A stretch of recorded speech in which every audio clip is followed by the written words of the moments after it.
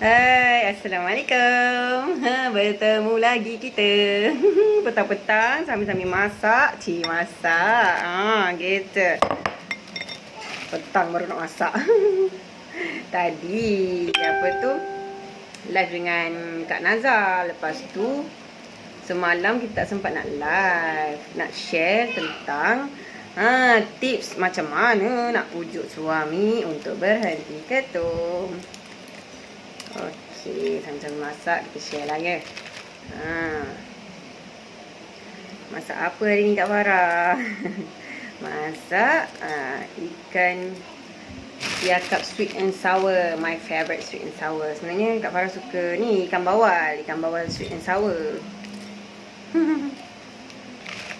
Siapa yang tengah tengok FB live Kak Farah boleh share kepada 10 FB group ya, 10 FB group. Hari ni Kak Farah ada cerita. Kita ceritalah dulu sebelum kita masuk ke tips memujuk suami untuk berhenti ketum. Kita cerita dulu. Biasalah Kak Farah mestilah ada story dulu kan. Kalau tak ada story tak best. Ni story daripada FB Rumah Tangga Bahagia Selamanya. Cerita ada mengadulah pada pada FB ni.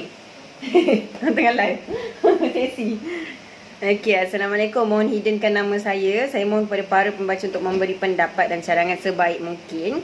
Kepada saya betul-betul down dan perlukan kembali semangat. Saya baru saja berkahwin pada Jun 2014.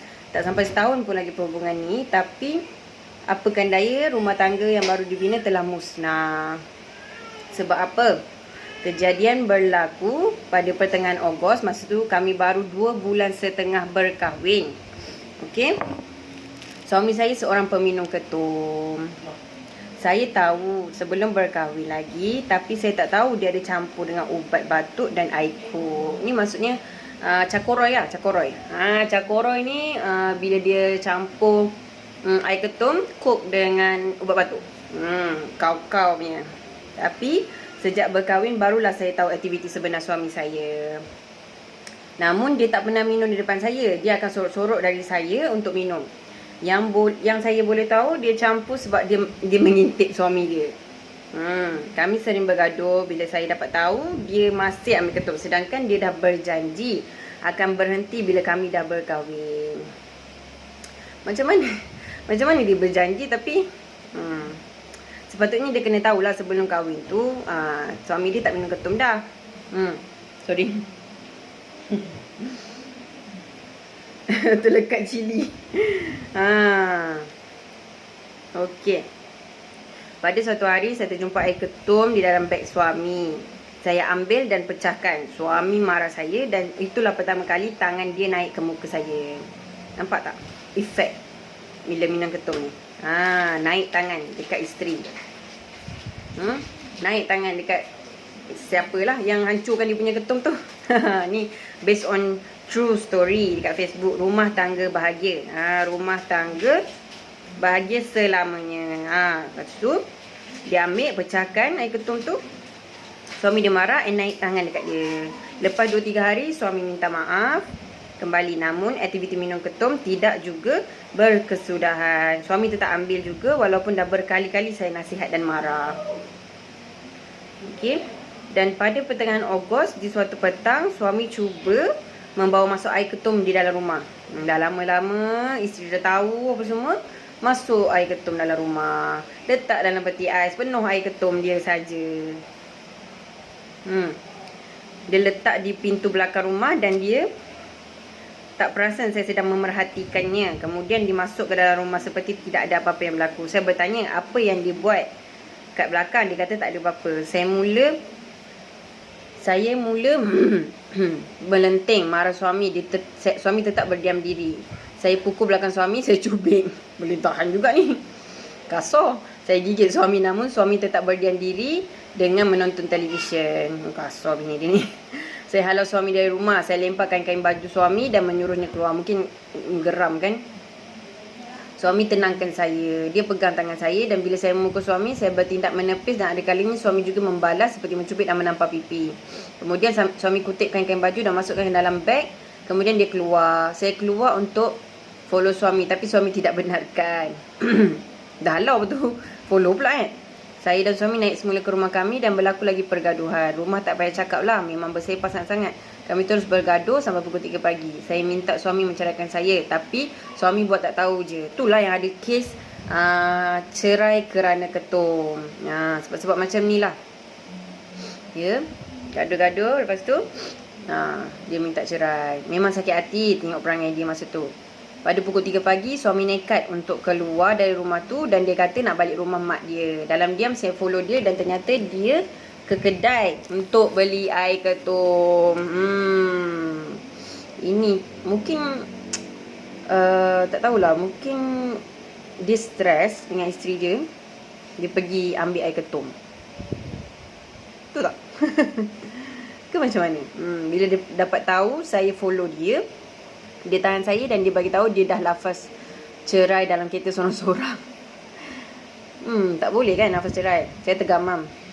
Maksudnya tak boleh lafaz cerai tanpa saksi ataupun tak ada orang dengar kan? Tak tahu nak cakap apa. Saya pun balik ke rumah dengan perasaan yang keliru. Esoknya saya pergi ke pejabat macam biasa dan bertanya kepada seorang ustaz ni sama ada lafaz susah atau tak. Ustaz cakap sah.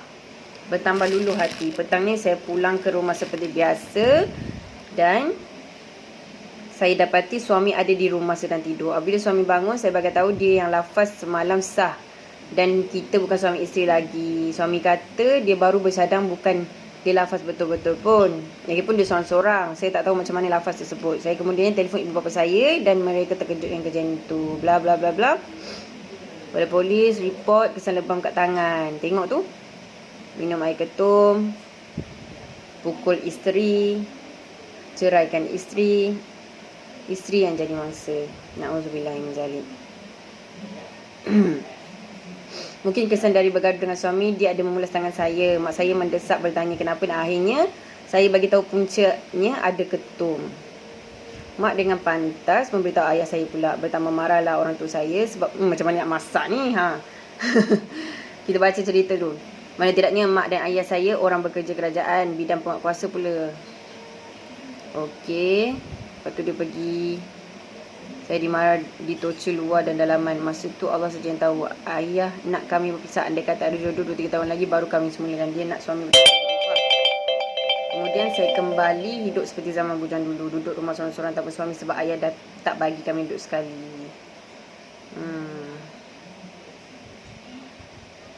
Okay.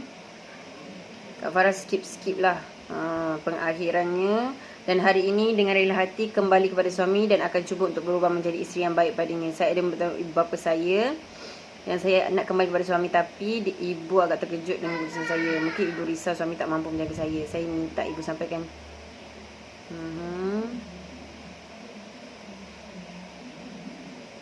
Kalau siapa yang nak baca cerita yang panjang-panjang ni, boleh ke Rumah Tangga Bahagia. Rumah Tangga Bahagia Selamanya Facebook.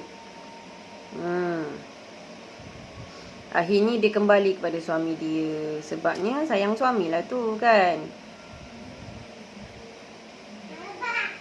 Saya risau dimarah dan tak boleh terima keadaan ini. Saya sayangkan keluarga saya. Saya sayangkan mak ayah saya. Dan saya juga sayangkan suami saya. Agak sukar untuk saya membuat keputusan sebenarnya.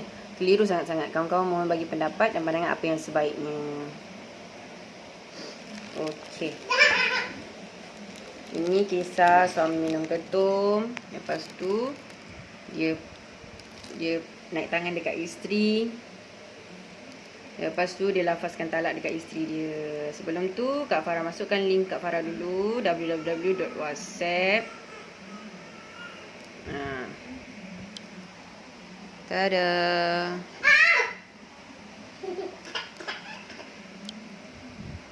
www.whatsapp.my/918350772/berhenti ketum.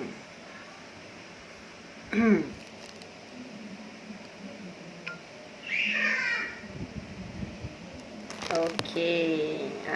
Ni baru Kak Farah nak masuk kepada tips memujuk suami untuk berhenti ketum. Yang pertama, siapa nak tahu? Siapa tengok FB Live Kak Farah ni? Oh, main gunting. Tengah gunting ni cili. Siapa yang tengok FB Live Kak Farah ni boleh share kepada 10 FB group. Sesiapa yang share, insya-Allah dapat manfaatnya. Kerana mereka sebaik-baik manusia adalah mereka yang memberi manfaat, banyak memberi manfaat kepada orang lain. Okey. Tips macam mana nak pujuk suami berhenti ketum. First kali, beri kejutan istimewa kau. Beri kejutan istimewa. Contohnya lah, pada malam tu pada malam tu si isteri nak bercakap tentang, nak berbincang lah pasal untuk berhenti ketum ni. Okey. First kali beri kejutan dulu, beri kejutan istimewa dulu. Jika kita si isteri merajuk, laki kita selalu bagi bunga, bagi apa tu, coklat kan, untuk mengubat hati yang lara ni. Tapi kita juga boleh buat dekat suami kita. Apa kata anda lakukan perkara yang sama, okey, hadiahkan coklat, sediakan makanan yang apa tu, makan malam yang romantis kau, dengan hidangan yang dimasak khas untuk si dia. Kita masak dulu, bagi dia makan kenyang-kenyang dulu. Sebelum kita cakap apa-apa, kita bagi dulu dia makan. Sedap-sedap. Tapi jangan makan banyak-banyak pula, nanti kenyang perut, senang hati, tertidur pula.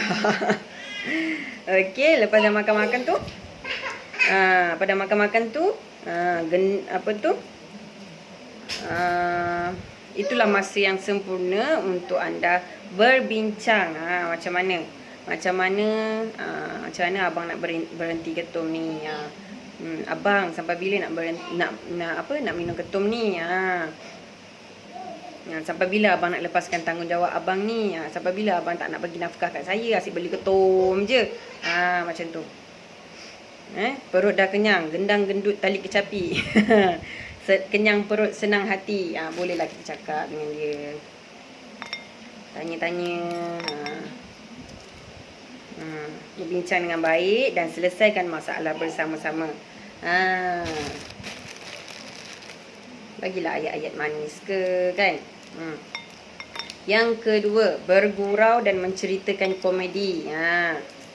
Jangan lupa, oleh sebab sikap lelaki yang lebih santai dan jenis layback, anda boleh menggunakan teknik bergurau ataupun komedi untuk untuk memujuknya. Tapi pastikan gurauan anda tak keterlaluan, ya. Tak keterlaluan dan menjaga air muka suami. Macam tu lah. Contohnya, orang sekarang panggil apa? Pick up line. Kita bagilah pick up line sikit kat suami kita. Apa tu? Kalau dia dah marah-marah tu, kita buatlah lawak sikit, bagi pick up line. Contoh pick up line. Jika awak hidup selama 100 tahun, biarlah saya hidup selama 99 tahun. Kerana saya tak rela hidup tanpa awak. Oh gitu, pick up line kan. Okey. Yang kedua pula, cintaku padamu bagaikan call center, selalu online sepanjang hari.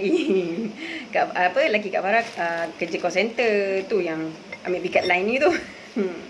Okey, inilah cara-cara untuk memujuk suami berhenti daripada ketum. First kali apa tadi? Beri kejutan istimewa, bagi dia makan dulu kenyang-kenyang, baru kita bincang dengan dia macam mana cara-cara untuk berhenti ketum, ya. Ataupun sambil-sambil beri kejutan istimewa tu, bagilah hadiah jus TG dekat dia, kan. Beli dekat Kak Farah. Beli jus TG 1 botol, dapat T-Fit dan juga Habatus Sauda free. Okey, T-Fit free, Habatus Sauda free. Okey, yang kedua, bergurau dan menceritakan komedi. Yang ketiga, ugutan manja. Nampak tak ugutan manja? Kita ugut tapi kita manja-manja gitu. Sekiranya semua yang anda telah lakukan dah bebel-bebel, taklah bebel, maksudnya dah bercakap dengan dia, berbincang, tak jadi juga. Anda sudah penat melayan kerana dia, yang dipujuk pun tak nak berhenti ketum, maka sudah tiba masanya untuk anda melakukan tindakan yang drastik, atau perlakukan apa tu, tindak balas keterbalikan psikologi, iaitu reverse psikologi. Maksudnya macam peli lah. Pergilah minum ketum tu lagi bang, pergilah minum ketum tu lagi. Macam tu lah. Okay.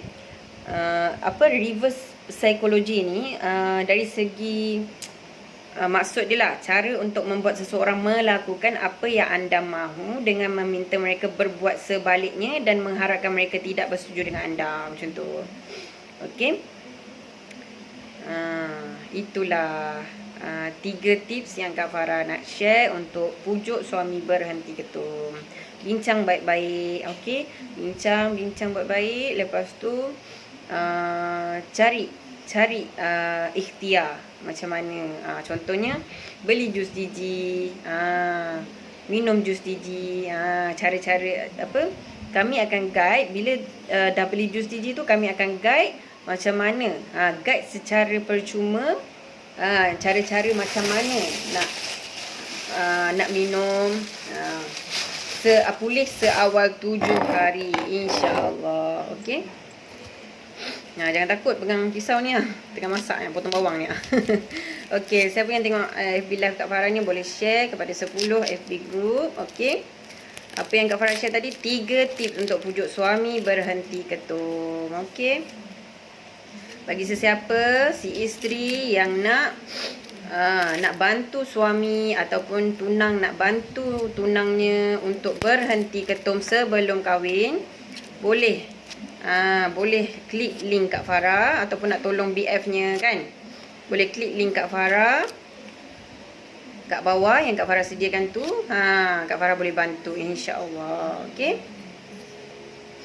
Kita kena ikhtiar. Jangan nak biarkan macam tu je sampai dah ketagihan dan rosak-rosak badan kita, sel saraf kita semua. Betul tak? Kita kena ikhtiar. Apa yang boleh kita buat, kita buat.